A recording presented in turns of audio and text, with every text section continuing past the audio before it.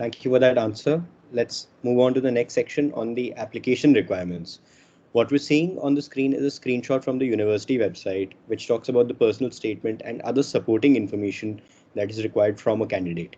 Right. But before we go into this, Farhan, can you walk us through the basic application process, the tasks that are required, and the timelines that are involved in it?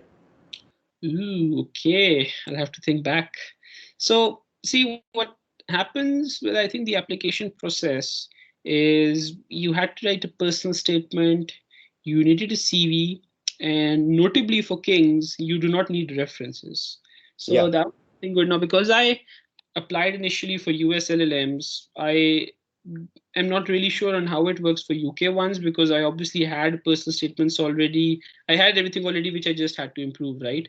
But I would say if you're applying, for example, if you're applying at the end of this year, you should have a first draft ready of your personal statement. You should ideally start working in the summers, just make a skeleton, think what you'll say in it, and then in August, September, October, improve on it so that by early November, your personal statement is ready. I mean, it is a final product which you can actually share everywhere you want to.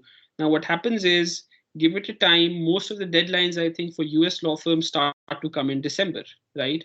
So keep on going at it again and again because my personal statement, if you look at the first draft and then what actually went out, it was, I would say, almost different, right? Entirely different.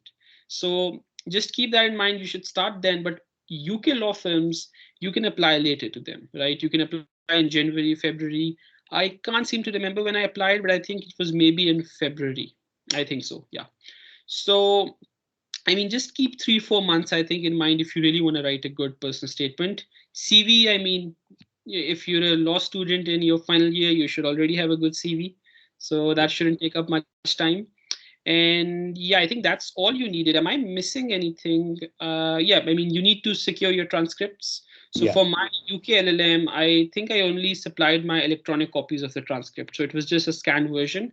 Whereas for the US LLMs, I had to actually, send the copies over to them. And similarly for TOEFL results, I don't think Kings actually asked for the true copy.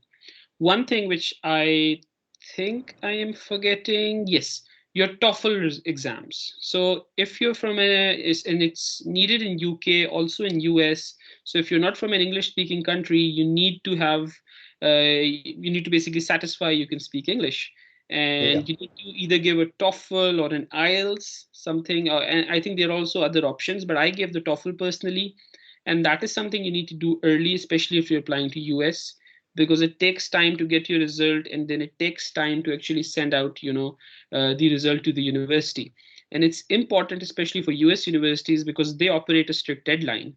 So if the deadline is 1st December, they must get everything by then. So you just need to keep in mind, see how long your university takes to generate a transcript, Yeah. and ideally try to book. I think I gave my TOEFL in October 2019. Yeah. All right. Thank you for that. Let's now move to specific questions on the personal statement and the CV, two components of the application process. So,